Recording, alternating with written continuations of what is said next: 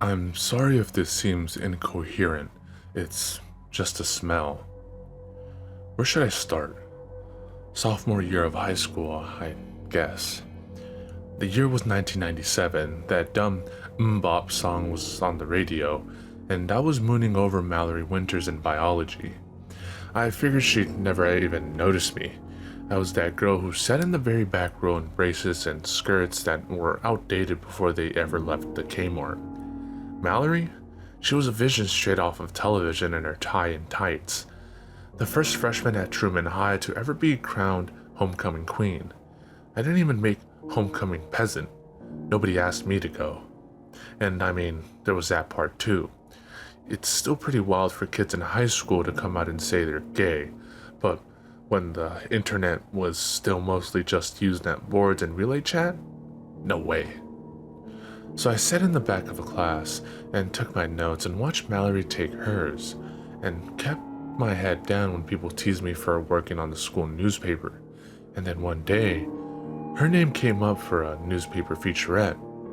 The Truman Standard had this thing we did every month where we'd interviewed a notable athlete or two. Football, basketball, cheerleading. You get the idea. It was. Sorry, I think I'm going to be sick. Where was I? Mallory, the school paper. Right. I was the one who ended up interviewing her, and if I wasn't sitting exactly where I am now, I couldn't say I wouldn't forget that interview if I reached 90. I know for certain I'll remember it until I die. There's that much. Those interviews could get pretty nutty sometimes. In my freshman year, I found out one of the girls on the volleyball team was pregnant before she'd even told her parents. Then she made me promise not to publish the article. I didn't. Her boyfriend was a quarterback, and if he didn't mess me up, I knew he'd have friends who would. Mallory didn't have any kind of drama or dirt to drag up, though. She had a 3.8 GPA, admired only by algebra, church on Sundays, and Chris Isaac on her stereo.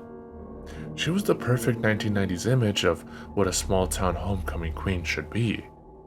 And then I got to the question that told me she was so much more than the image we had of her at school.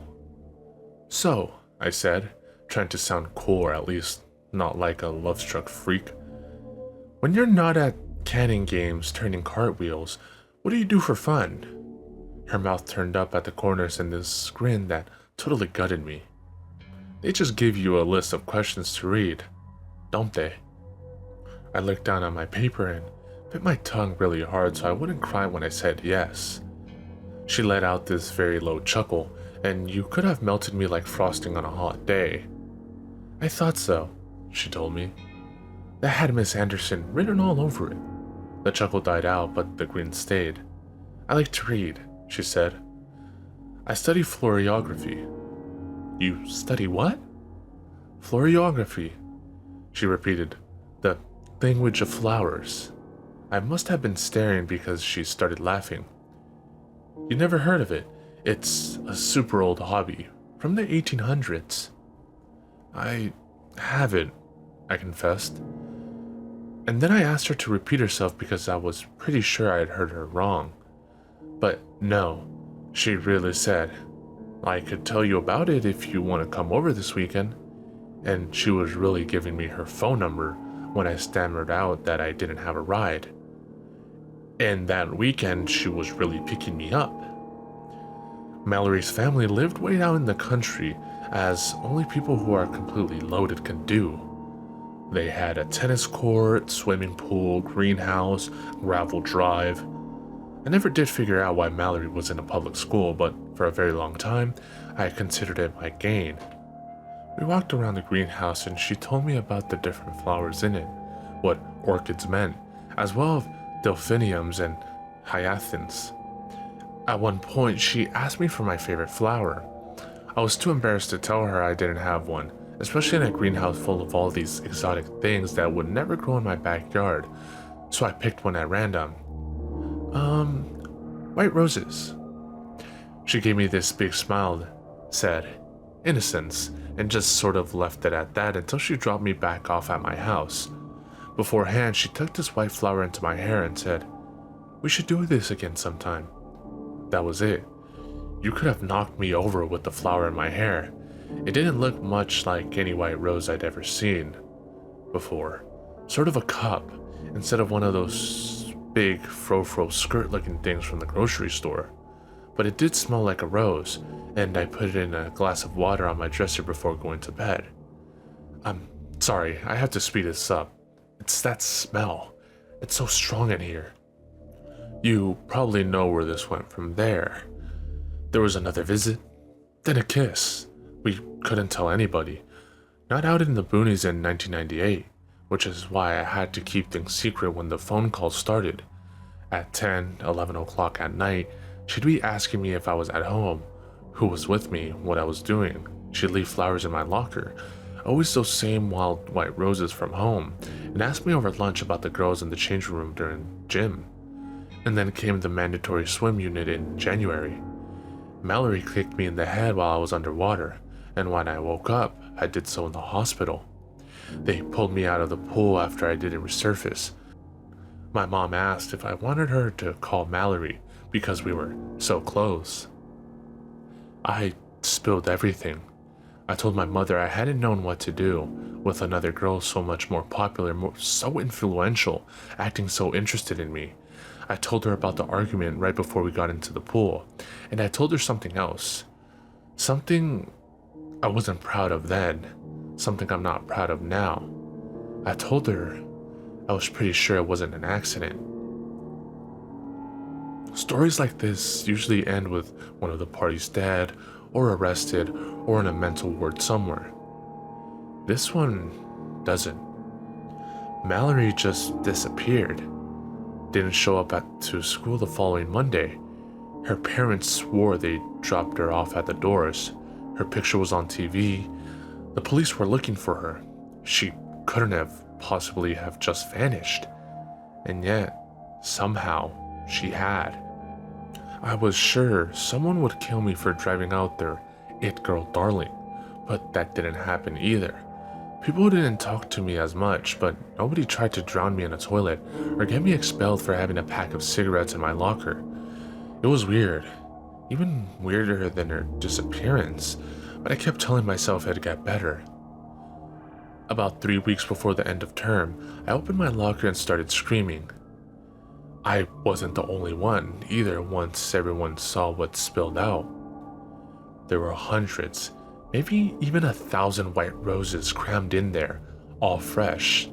They tumbled over my sweater and skirt, buried my shoes, and unearthed a neatly folded pile of clothes atop a pair of dress shoes, completely unlike my faded sneakers. Blouse, tights, skirt, tie. A teacher came running at the sound of screams. That teacher got another teacher who got the principal. Finally, someone lifted the blouse out of my locker, looking for a name tag in the collar. Then we saw the black Sharpie letters written across the front. White roses, they said. Innocence, sympathy, purity. The principal turned the shirt just as everyone else's eyes turned to me, and so I was the first one, other than Mr. Danvers at least, who saw the words across the back. Your flowers lie, Jessie. Sorry, I know I keep on interrupting, but floral smells really get to me these days. I swear it's worse when I remember how that locker smelled for the entire rest of term. Where was I? End of term, I transferred out, and do you blame me? In those pre-Columbine days, it was easy to sneak in and out. But where was she for all those weeks between winter breakup and the end of May? I should have come clean long before threats turned near fatal, but would it have made any difference? That was almost 20 years ago. I moved across the country for college, and there I stayed. About 6 years ago, I met a woman named Rachel, who didn't care a whit for flowers but loved to cook. Our friends called it a fairy tale romance. She only brought me flowers once, a dozen roses for our first Valentine's Day, and never again. That was when I came clean about Mallory and the mystery flowers in my locker, the year I spent with a girlfriend intent on possessing me, who probably saw an easy target in a girl too boring to be bullied. Last year, we got married, and we all said hooray for happy endings. Our anniversary is today, so you might be wondering why I'm typing this alone in a cheap hotel room. It's a very simple answer. I got home last night and Rachel was gone. No signs of forced entry, dinner in the oven, her shoes and jacket still in the front hall. But there was also a bouquet of a dozen white roses in the middle of the table, so I turned off the oven, grabbed an overnight bag, and ran. I don't know how Mallory found us after all this time, and I don't know where Rachel is. I hope she's dead. Is that terrible? I have this awful feeling that for Rachel, being dead is going to be better. It's a hotel room, you see. I laid down for a nap when I got here, exhausted from the adrenaline on top of a long workday. According to my phone, I was out for about 40 minutes. A call to the front desk proved I'm the only one with a key card.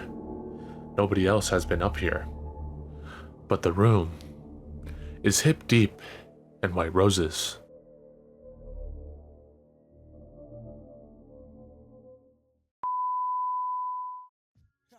In this little shop of horrors, that's how we get down. Yeah, enter, the project's on the prairie, scary. Greet you at the gate with Bloody Marys. Blood, a rail full of blood. Back to the cemetery, get more blood. Standing on the grave, drinking blood, smoking bones. We seen a crew of ghouls running by with stolen tombstones. With Hell's Angels on the chase, they lust to bust a black skull. Want you embrace, they tie you up in chains and they stomp on your face. They go to purgatory and they beat the fucking case. I look